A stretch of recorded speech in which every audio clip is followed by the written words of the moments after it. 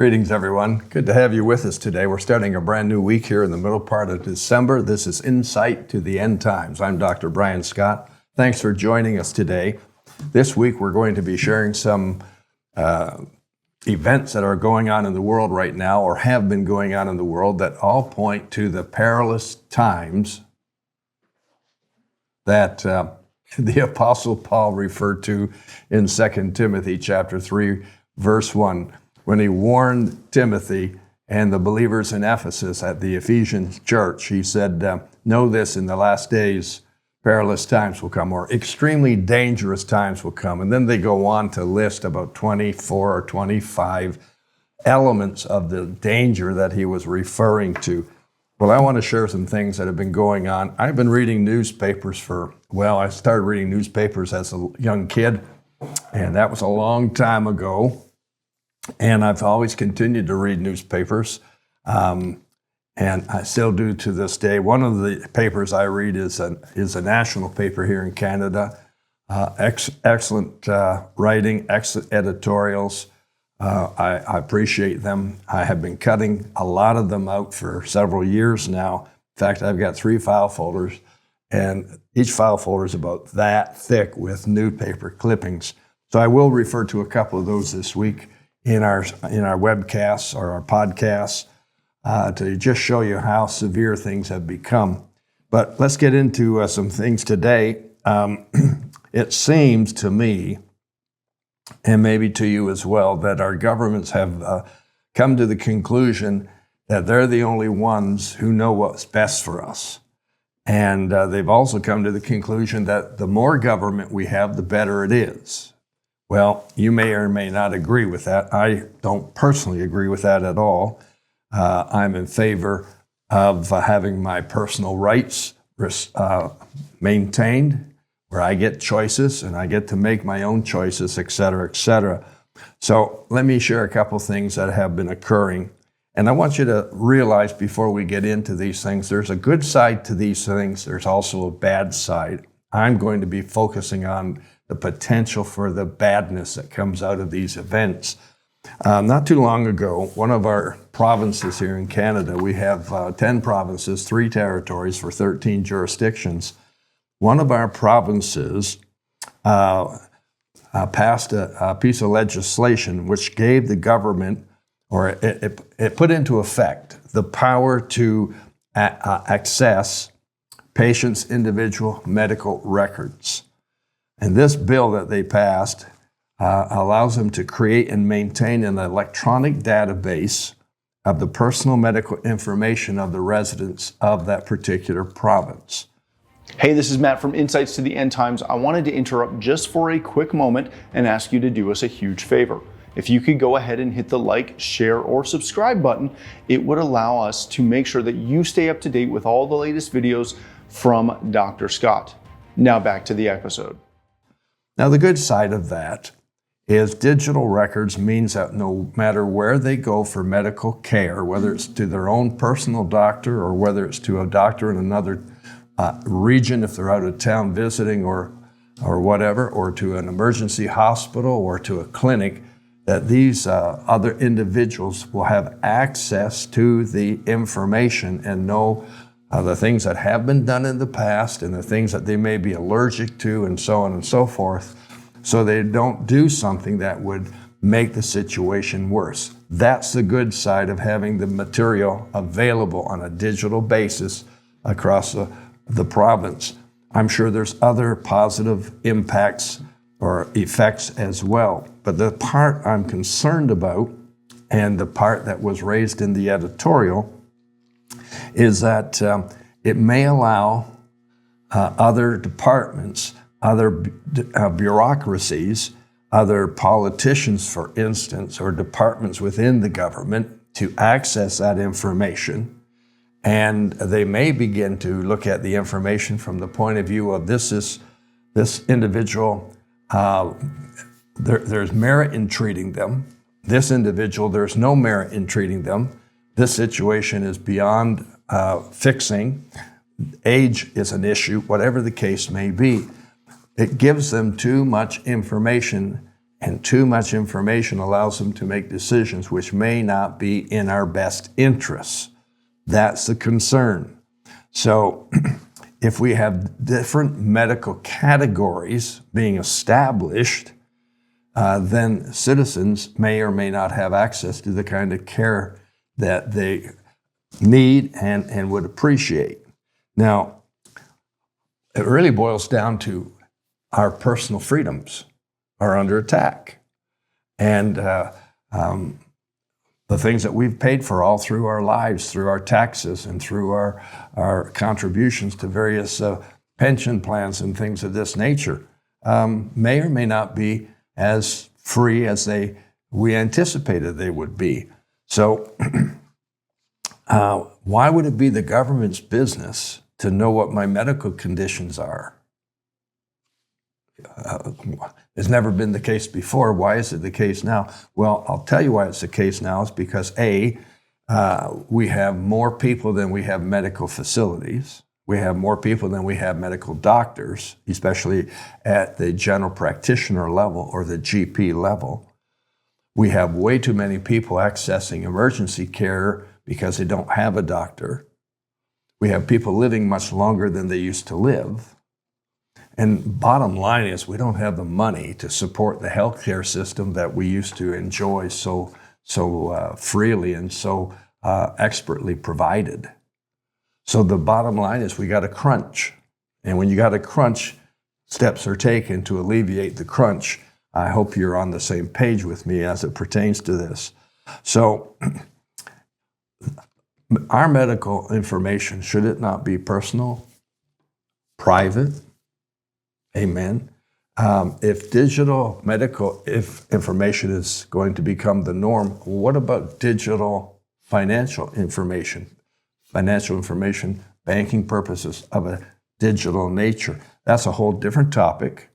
It's something that has been broached and implemented in the nation of Australia, much to the chagrin of many of the citizens who don't want to submit their personal financial information to this authority.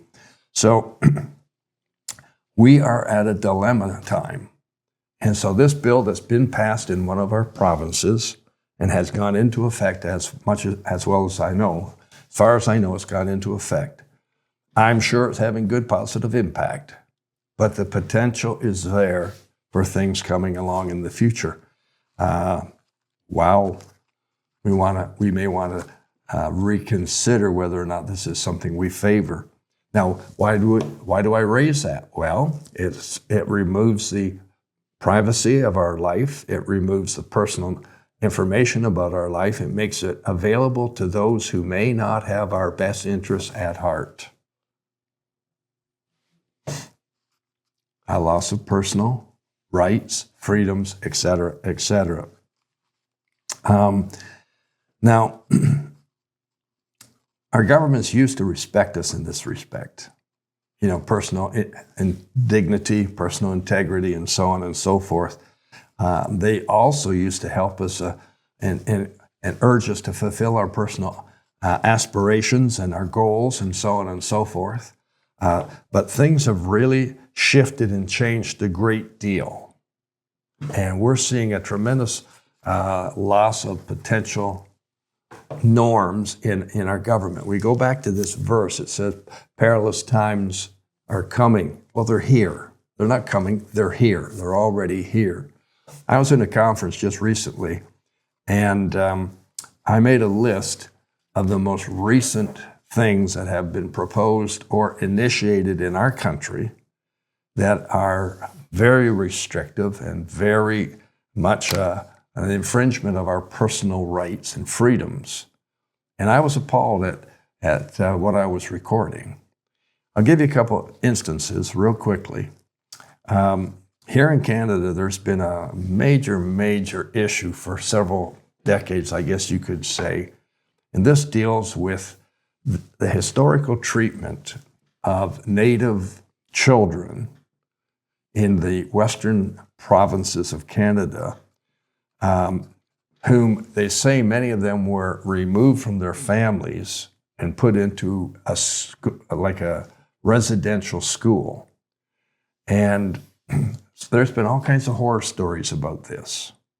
And there's a lot of the adults today, we now call indigenous native people, who give account of or give testimony of the mistreatment that they had within these residential schools. At the same time, there's a lot of good that came out of that situation in terms of educating the native children, et cetera, et cetera.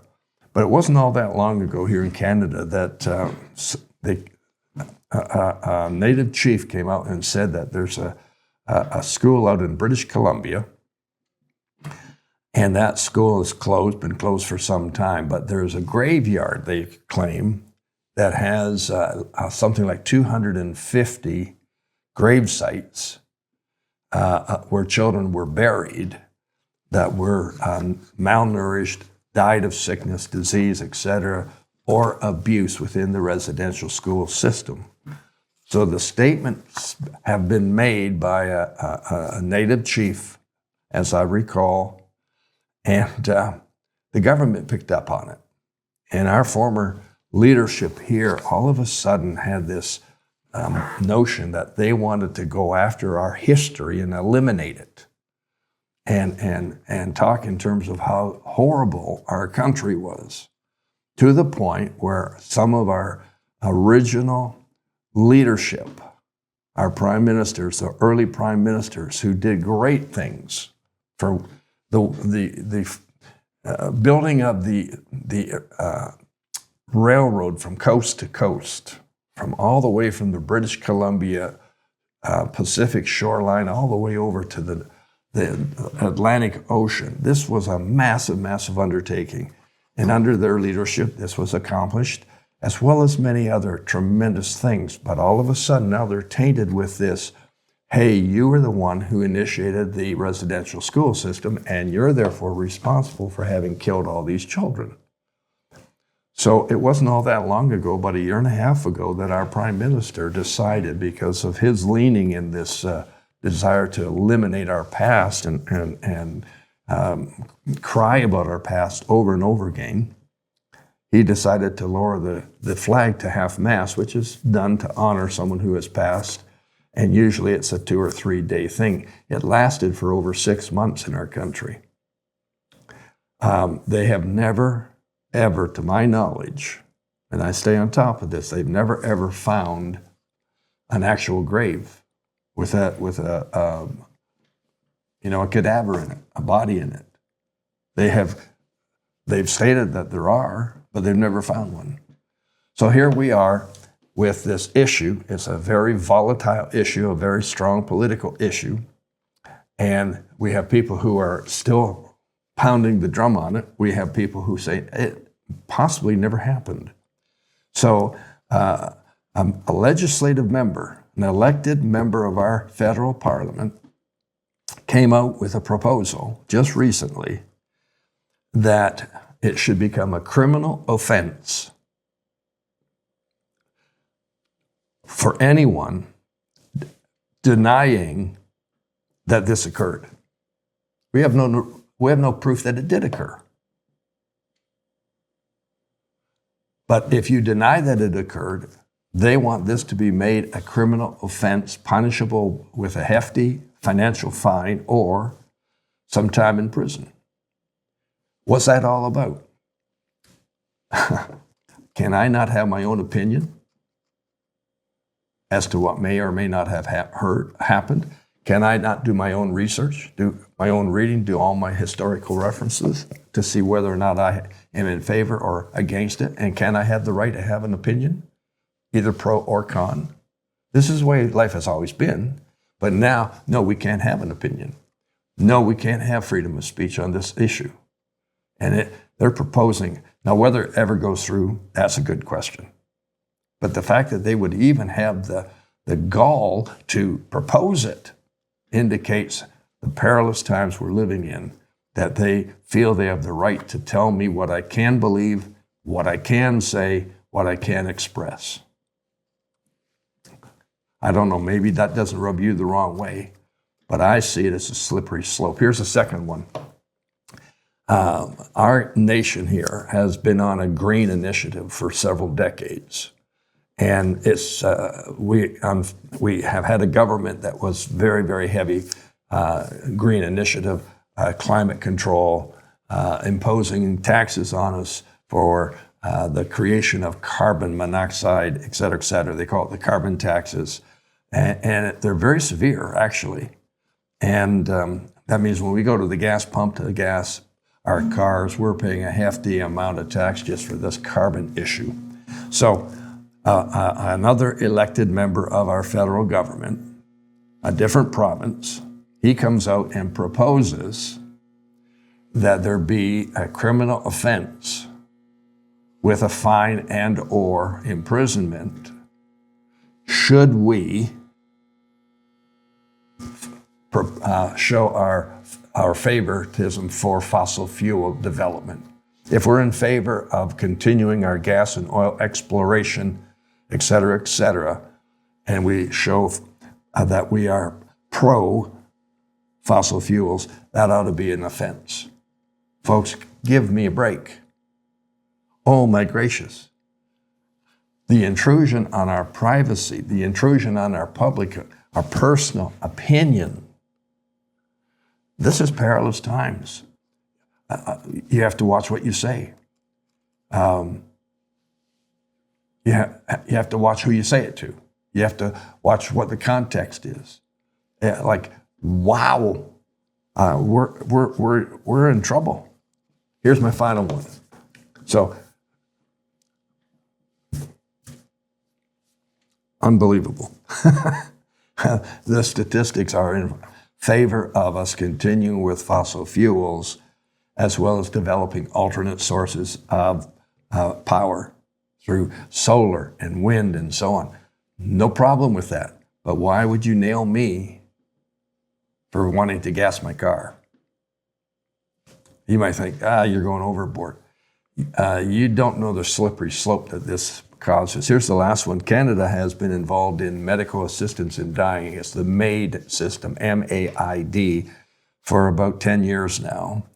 And this system was brought into effect giving doctors permission to euthanize people, put it in simple terms, to euthanize people who are in severe pain, severe distress. They have a situation that's not going to resolve.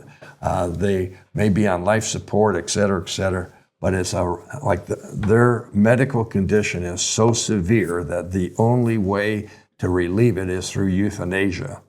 And so they introduced it. There are tests that are to be looked after and so on. But here's the issue that's occurring. And most people aren't aware of this, but if you're a senior, as a for instance, and you have to be admitted to the hospital, as part of the admission procedure, you are likely going to be asked to sign a MAID form, or at least it's discussed with you. Now, it may not occur in every situation, but we have had instances where it's occurred on a regular basis in our local hospitals with seniors that we're praying for. Amen? So we're aware of what's going on there. Canada's program was initiated after the Netherlands had initiated programs. We have now surpassed them. We are now the number one country in the world for conducting MAID deaths. And here's a couple of statistics for you. In 2023, MAID deaths accounted for 13,241 deaths in Canada, which was about 4.1% of the population that died. So 4% of the population chose to die by way of MAID. In 2024, last year, the number went to 16,499, which increased the percentage somewhat. And since the introduction in 2016 here in Canada, we've seen just over 61,000 people go and have MAID, where they have euthanasia. Now it started out you had to be severely in pain or discomfort or no possible solution to your problem. And now they're expanding it to include people who have mental issues or people who just don't feel comfortable living at a subsistence level. They're also looking at lowering the age down into the teen years. So this thing started out to alleviate the gruesome pain that people were in. Irreparable, we couldn't turn it around. And now it's, hey, I'm tired of living this way. I don't want to live this way. I'm tired of this. I want to choose mate. These are all perilous things that have been creeping into our society. And when we say that perilous times have come, they're here. And they are all around us, and yet we may not even know they exist. So just wanted to give you some insight. You may or may not agree with anything or everything I've said today, but that's your right. The freedom to disagree or the freedom to agree, many times it's being removed from us. I'll see you on Wednesday. Call you blessed. We're getting closer to Christmas, so be blessed. Amen.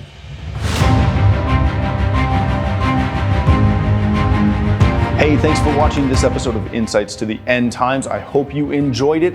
If you'd like to get notified every time we release a new video, go ahead and hit that subscribe button right over here. Now, if you'd like to catch the previous episode, you can do that right here, or the entire playlist is right above, right here. Thanks for watching. We'll see you on the next episode of Insights to the End Times.